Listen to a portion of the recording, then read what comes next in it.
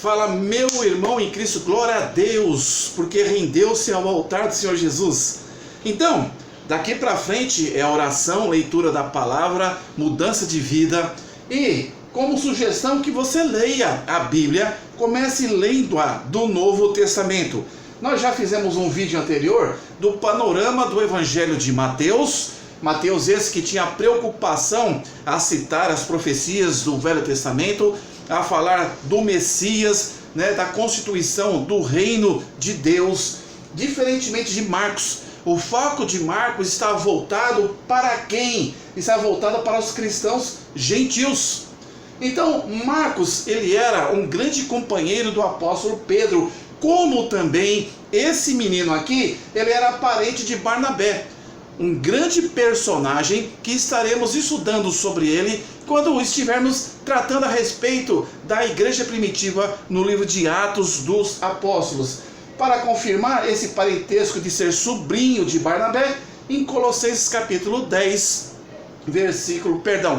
4, versículo 10, vai lá ter a passagem que mostra que Marcos era sobrinho também de um outro grande personagem chamado Barnabé, companheiro de primeira e segunda viagem missionária do apóstolo Paulo, ali no livro de Atos.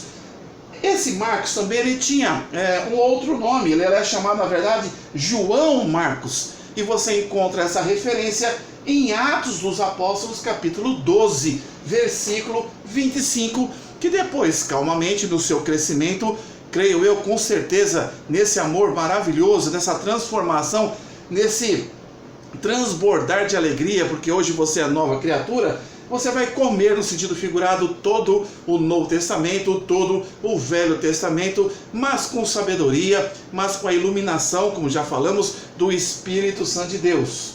Pois bem, então Marcos uniu-se a Paulo e a Barnabé na sua primeira viagem missionária.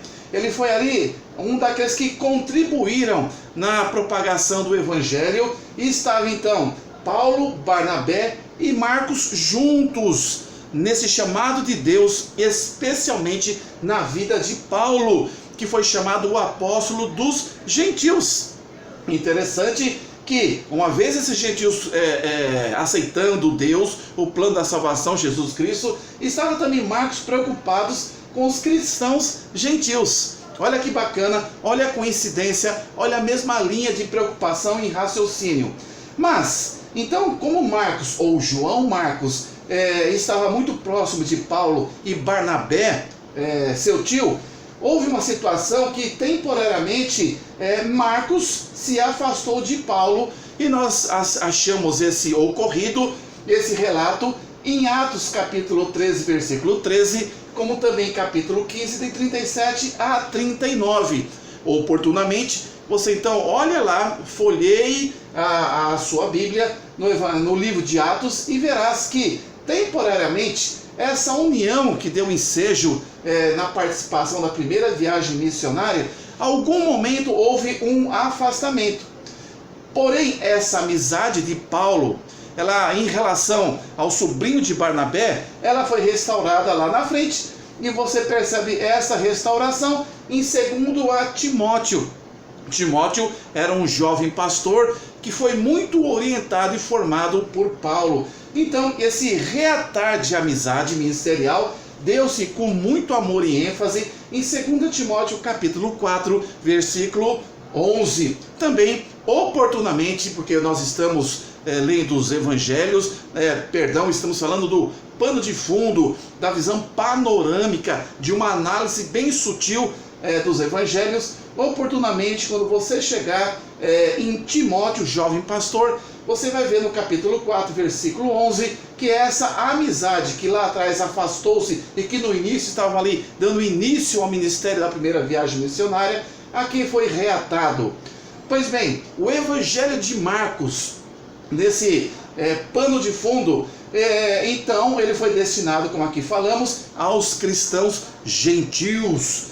E o tema do Evangelho segundo Marcos, João Marcos, Cristo, o incansável servo de Deus. Você encontra no próprio Evangelho, no capítulo 3, versículo 20, no capítulo 1, versículos 29 e 39, e nós veremos na segunda parte aqui da nossa lousa, por que o tema seria Cristo, o incansável servo de Deus, e também servos dos homens, porque a preocupação de Marcos era diferente do foco de Mateus. Mateus pregou para os judeus. Então, você vai perceber ali no Evangelho de Mateus uma grande ênfase, mostrando ali no Evangelho, para que os judeus assim te despertassem interesse, Jesus da raiz de Davi.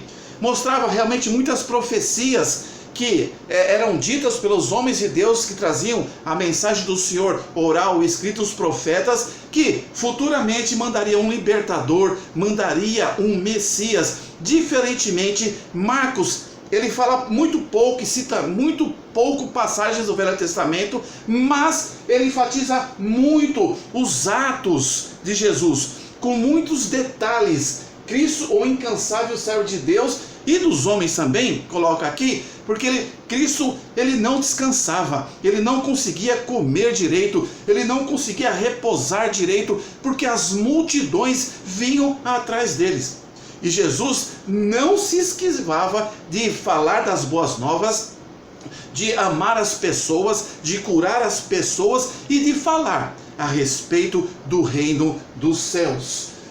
A palavra-chave do Evangelho de Marcos, imediatamente, porque imediatamente Jesus estava ali, pronto, como um incansável servo de Deus, para proclamar as boas novas do Senhor nosso Deus todo soberano, de tocar nas pessoas, de curar. Você vai perceber então que nós temos uma porção ali no Evangelho de Mateus, que unindo-se aqui com o Evangelho de Marcos, nós vamos começar a ter a amplitude, a globalização, o máximo possível, como foi Jesus no seu grande ministério, quando esteve aqui na face da terra, na sua primeira vinda, e glória a Deus, voltará na sua segunda vinda. Que bacana! Você então lê o Evangelho de Mateus, ali você absorve Jesus, o Messias, falando do reino dos céus, e agora você passou a ler veementemente, com muito amor e carinho, pela iluminação do Espírito Santo,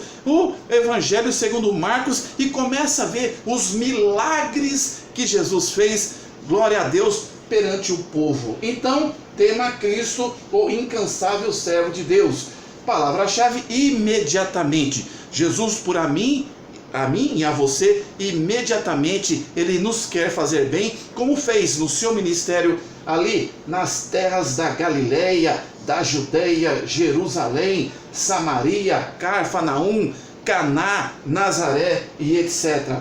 O objetivo do autor, olha só, é ressaltar as obras maravilhosas de Jesus.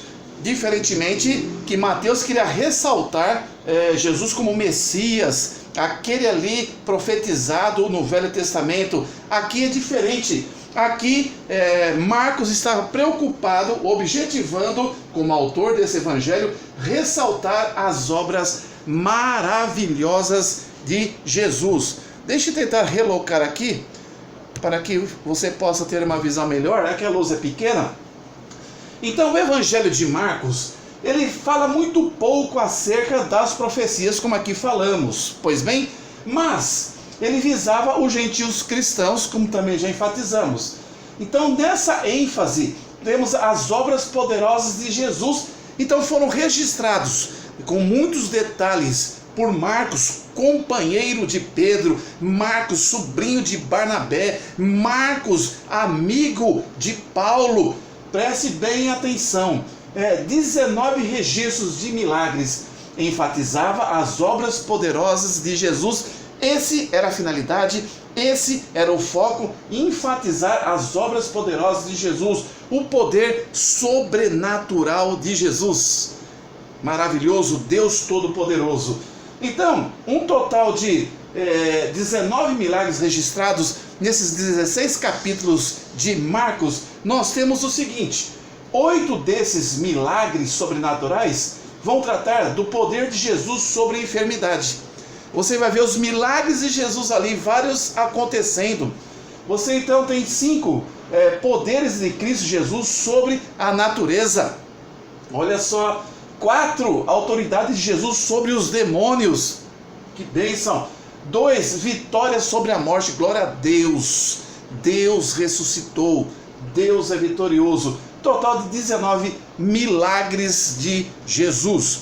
Meu amado irmão em Cristo, espero que ter podido passar aí um pano de fundo panorâmico, uma análise bem sucinta da vida de João Marcos, o Evangelho segundo Marcos. Que Deus abençoe a sua vida.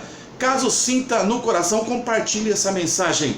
Toque no sininho para receber os próximos vídeos. Mateus, Marcos, vamos para Lucas e daí para frente até Apocalipse. Então toque no sininho, dê aquele likezinho e que você possa inscrever-se nesse canal para que juntos possamos participar do ensino da palavra de Deus, da aprendizagem da palavra de Deus, para que possamos nos enriquecer mais, não para guardarmos para nós, encaixotarmos dentro de 4 paredes, mas que possamos com esse ensino proclamar, disseminar, falar em tempo e fora de tempo do amor do Senhor Jesus.